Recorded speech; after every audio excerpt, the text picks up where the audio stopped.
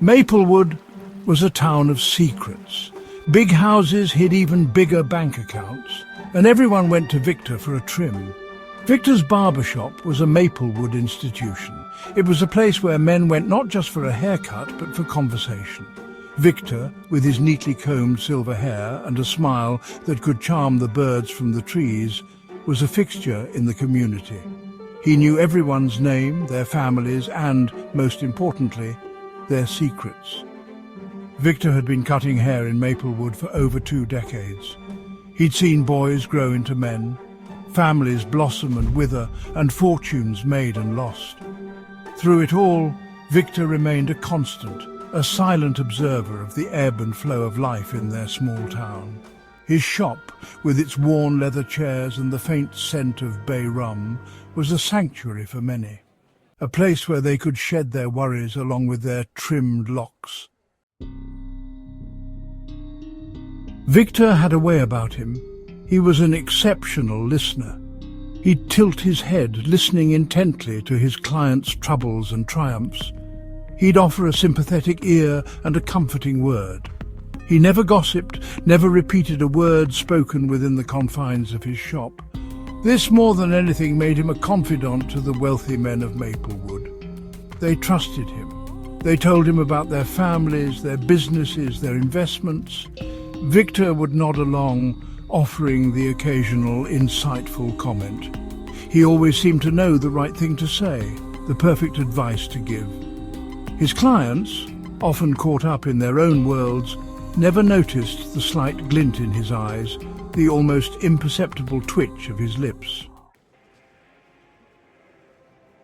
It started subtly. A casual mention of a sure-thing investment opportunity, a whisper of a stock tip, delivered with a wink and a promise of discretion. Victor never pressured, never insisted. He merely presented an opportunity, he assured them, that would remain their little secret. His clients, blinded by their trust in their friendly barber, readily took the bait.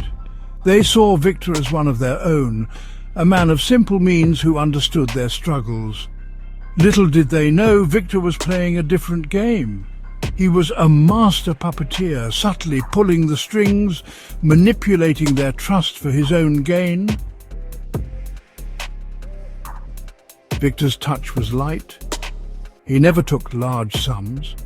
Just a little here, a little there, an investment fee paid in cash, a small finder's fee for his troubles, sums that were significant to Victor but easily overlooked by his wealthy clients. He was clever too.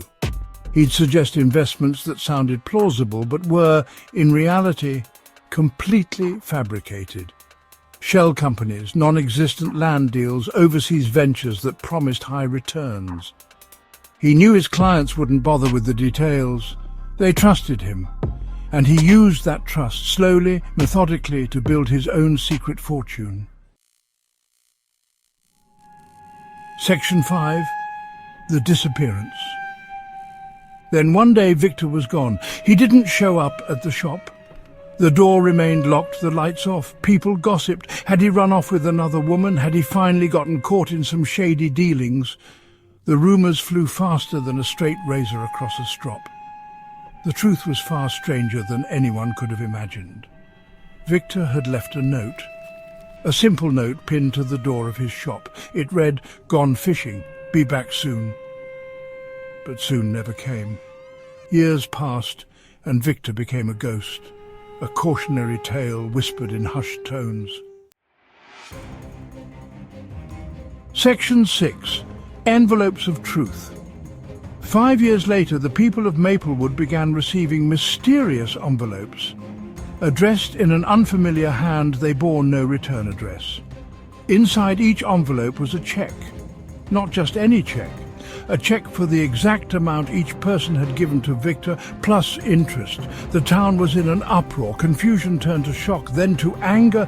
Victor had been stealing from them all along, but how? And where was he now? The mystery deepened with each passing day.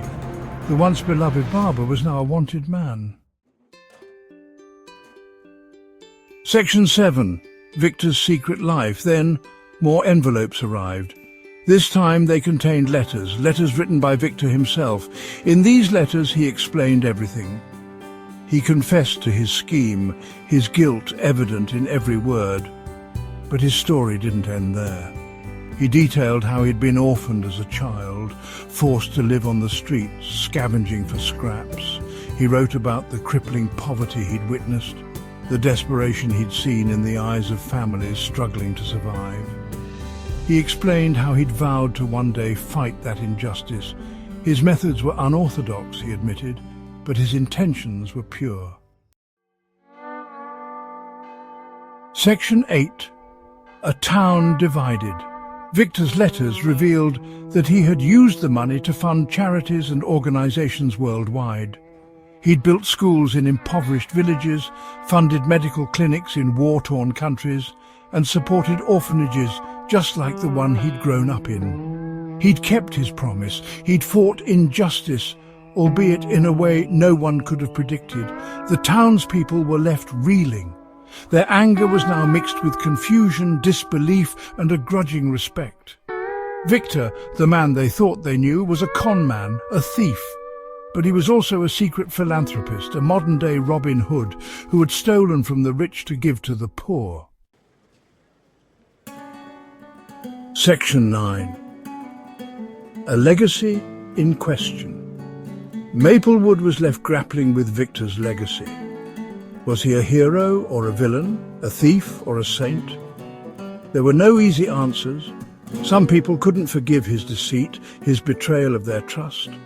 Others found themselves admiring his audacity, his unwavering commitment to his cause. Victor's story became a local legend, a cautionary tale with a twist. It served as a reminder that things are not always what they seem.